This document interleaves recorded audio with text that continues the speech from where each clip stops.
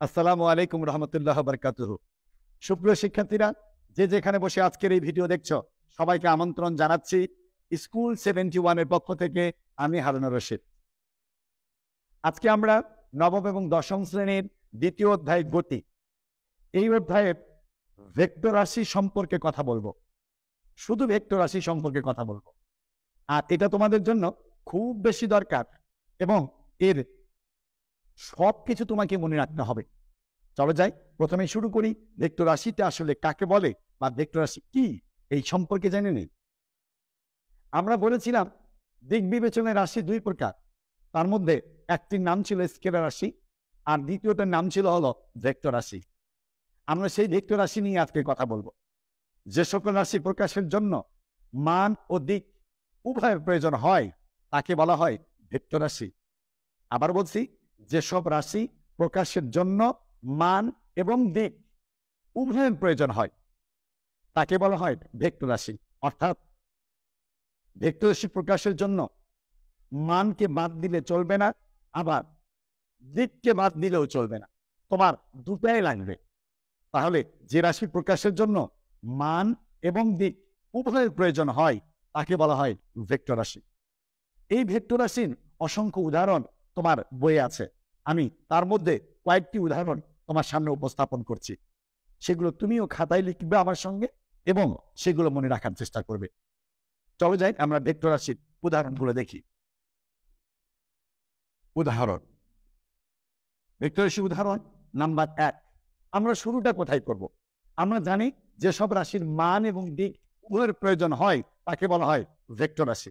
তাই আমরা ভেক্টর রাশি শুরু করি। যেমন ধরো সরণ, এরপর দেখো বেগ, এরপর দেখো চলে আসে হলো ত্বরণ, এরপর তুমি এর অতিরিক্ত বলতে পারো মন্দন। এরপরে এই সবগুলি চারটা লিখেছি, দেখো একটার সঙ্গে একটা রিলেটেড। সরণের সঙ্গে বেগ, বেগের সঙ্গে ত্বরণ, ত্বরণের সঙ্গে মন্দন, এগুলো সবই একটার পরে একটা চলে আসবে। যেমন ভরবেগ, ভরবেগ। যেমন বল আসবে, বল। এরপর বল বললাম আমরা। এরপর আমরা এখন অনেকগুলো বল বলতে পারি। যেমন ধরো আমরা মহাকর্ষ বল বলতে পারি, মহাকর্ষ বল বলতে পারি। এরপর আমরা অভিকর্ষ বল বলতে পারি, অভিকর্ষ বল বলতে পারি। এরপর যদি আমরা অন্য কোনো টপিক্সের দিকে যাই তাহলে আমরা কি বলতে পারি? যেমন ওজন বলতে পারি, ওজন বলতে পারি। এরপর আমরা টর্ক বলতে পারি, টর্ক। এরপর আমরা 11 নম্বর বলতে পারি কৌণিক ভরবেগ, কৌণিক ভরবেগ, কৌণিক ভরবেগ বলতে পারি। যার প্রত্যেকটা রাশি প্রকাশের জন্য মান এবং দিক উভয়ের প্রয়োজন হয়। তার মধ্যে আমরা সরণ বলেছি, যেটা প্রকাশের জন্য অবশ্যই মান এবং নির্দিষ্ট দিক লাগবে। বেগ অবশ্যই মান এবং নির্দিষ্ট দিক লাগবে। তেমনি ভাবে ত্বরণ, মন্দন, ভরবেগ, ভরবেগ, বল, মহাকর্ষ বল, অভিকর্ষ বল, ওজন, টর্ক, কৌণিক ভরবেগ, এগুলো প্রত্যেকটা রাশি প্রকাশের জন্য তোমার মান যেমন লাগবে তেমনি ভাবে তোমার দিকও লাগবে। তুমি শুধুমাত্র একটি দিয়ে কখনোই ভেক্টর রাশি প্রকাশ করতে পারবে না। তাই ভেক্টর রাশি প্রকাশের জন্য মান এবং দিক উভয়ের প্রয়োজন আছে, সেজন্যই আমরা এটাকে ভেক্টর রাশি বলছি। যে সমস্ত রাশি প্রকাশের জন্য মান এবং দিক উভয়ের প্রয়োজন হয় তাকে বলেছি আমরা ভেক্টর রাশি। তাহলে ভেক্টর রাশি উদাহরণগুলো আরেকবার একটু আমার সঙ্গে দেখো। যেমন 1 নাম্বার আমরা কি লিখেছি? সরণ। 2 নাম্বার কি লিখেছি? বেগ। 3 নাম্বার ত্বরণ। 4 নাম্বার মন্দন। 5 নাম্বার ভরবেগ। 6 নাম্বার বল। তারপরে 7 নাম্বার হলো মহাকর্ষ বল। 8 নাম্বার অভিকর্ষ বল। 9 নাম্বার ওজন। 10 নাম্বার টর্ক এবং 11 নাম্বার লিখেছে ভরবেগ, কৌণিক ভরবেগ। এরকম অসংখ্য উদাহরণ আরো আছে। সুতরাং তোমরা এই কয়েকটা অন্তত ক্লাস 9-10-এ মনে রাখো, তারপর প্রত্যেকটা চ্যাপ্টারের মধ্যে গেলে অনেকগুলো রাশি তুমি এরকম ভেক্টর রাশি পেয়ে যাবে। সুপ্রিয় শিক্ষার্থীরা, চলো যাই ভেক্টর রাশির বৈশিষ্ট্যগুলো দেখে নেই, যেগুলো তোমাদের জন্য খুব বেশি ইম্পর্টেন্ট। আমরা স্কেলার রাশির বৈশিষ্ট্য 5টি দেখেছিলাম, আজকে আমরা ভেক্টর রাশির বৈশিষ্ট্য দেখব 5টি। চলো যাই ভেক্টর রাশির বৈশিষ্ট্য আমরা দেখছি এবার। ভেক্টর রাশির বৈশিষ্ট্যগুলো কি কি হতে পারে আমরা উপরে লিখে নেই। ভেক্টর রাশির বৈশিষ্ট্য লিখছি আমরা। ভেক্টর রাশির বৈশিষ্ট্য নাম্বার 1, সুপ্রিয় শিক্ষার্থীরা, ভেক্টর রাশি প্রকাশের জন্য উপরে তীর চিহ্ন, উপরে বার চিহ্ন, নিচে বার চিহ্ন, উপরে টুপি চিহ্ন এবং বোল্ড অক্ষর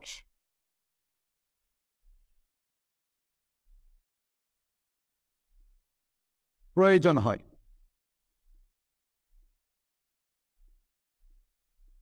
তাহলে ভেক্টর রাশি প্রকাশের জন্য কি কি প্রয়োজন?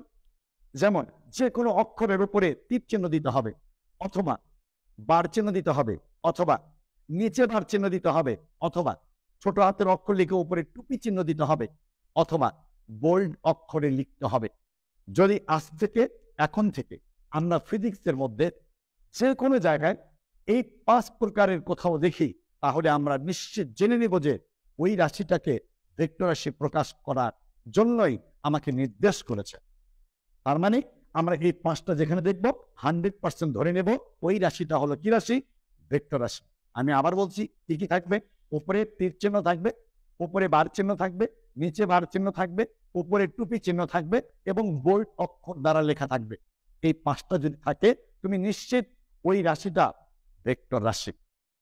নাম্বার 2 চলে যায় আমরা 2 নাম্বার। শুধু মানের পরিবর্তনে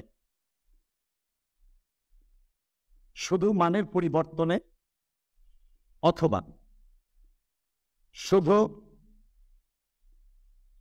দিকের পরিবর্তনে অথবা মান ও দিক উভয়ের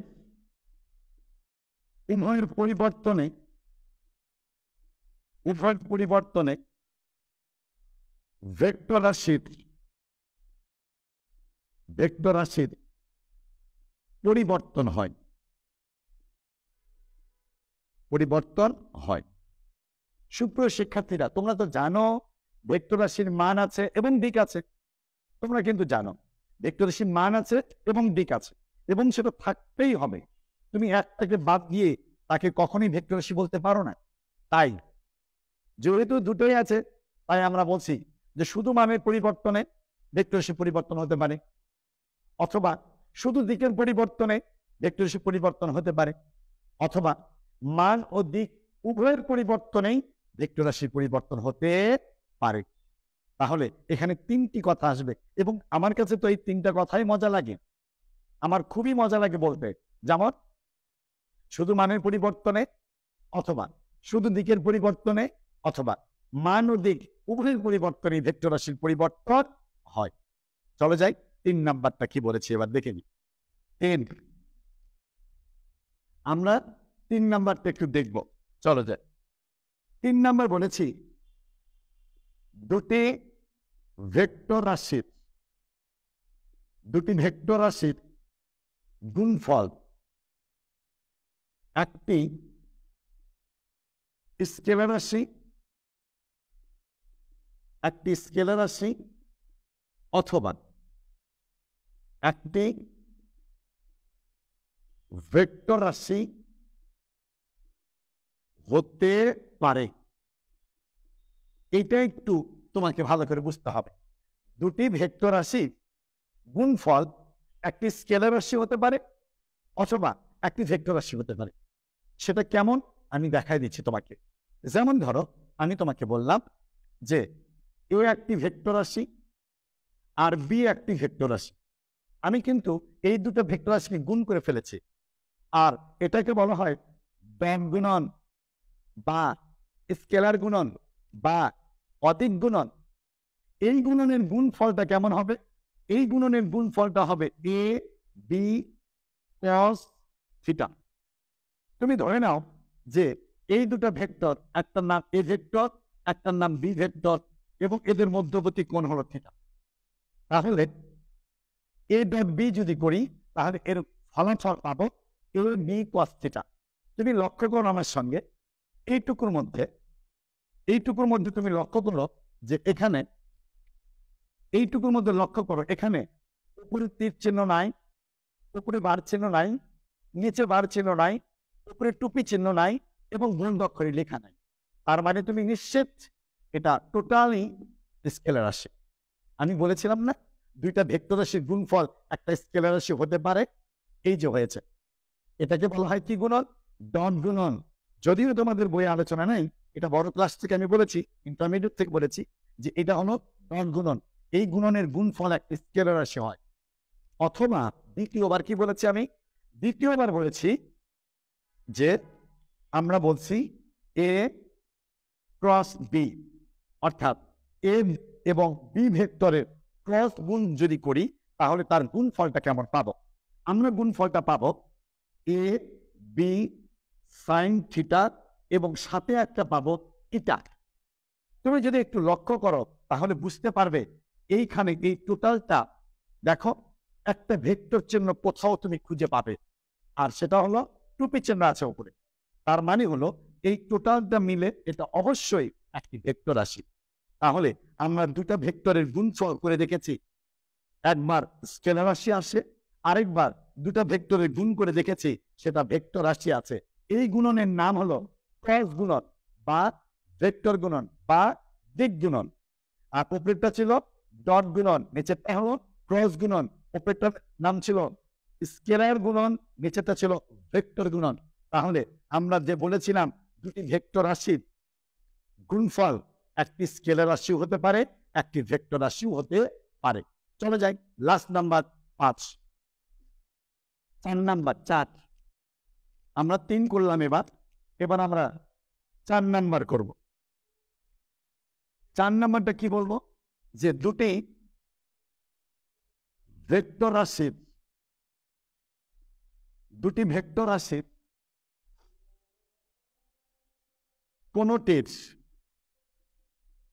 কোনটির মান শূন্য না হলেও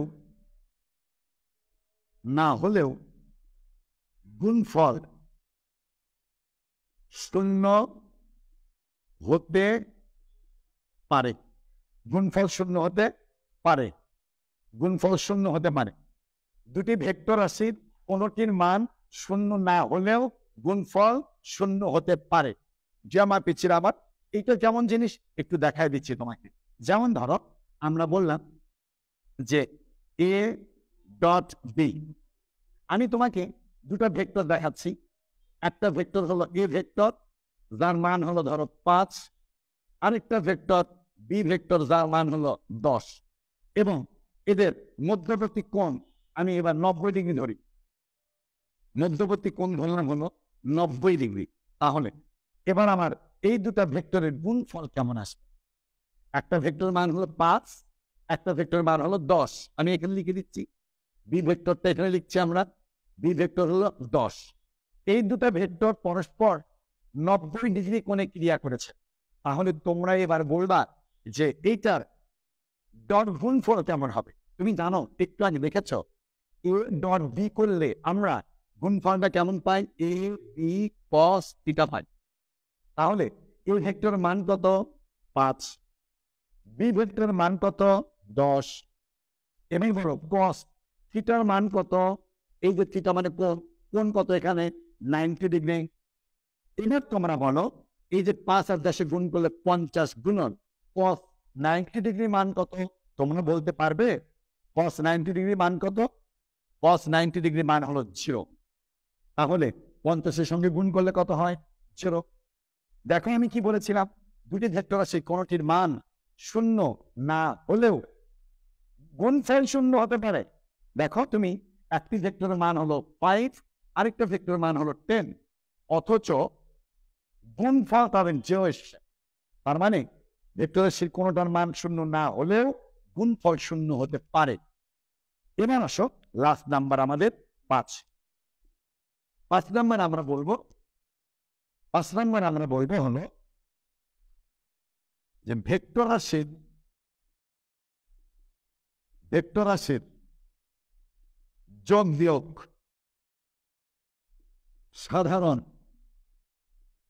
সাধারণ বীজগণিতে সম্ভব নয়।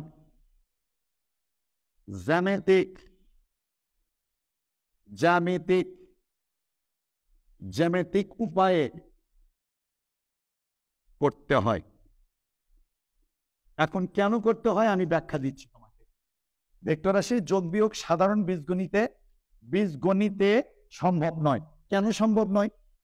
আমি বলেছি এর আগের ভিডিওতে যে সাধারণ বীজগণিতে শুধুমাত্র মানের যোগ বিয়োগ করা সম্ভব, কিন্তু তুমি তো জানো যে ভেক্টর রাশির মান এবং দিক উভয়ই আছে। তাহলে যদি ভেক্টর রাশির মান নিয়ে কাজ করো তাহলে দিক নিয়ে কাজ করতে পারবে না। সুতরাং তুমি সাধারণ বীজগণিতে ভেক্টর রাশির যোগ বিয়োগ করতে পারবে না। এজন্য আমাকে কোথায় যেতে হবে? আমাকে জ্যামিতিক উপায়ে যেতে হবে। কারণ তোমরা জানো জ্যামিতিক উপায়ে যোগ বিয়োগ আমরা যা করি সেক্ষেত্রে আমরা দুইটা নিয়ে কাজ করি, এক মান আর 2 নাম্বার হলো দিক। সুতরাং জ্যামিতিক উপায়ে যেহেতু একসাথে মান এবং দিক উভয়কে নিয়েই কাজ করা যায়, সুতরাং ভেক্টর রাশির যা কিছু আছে সবকিছু আমরা জ্যামিতিক উপায়ে করে থাকি।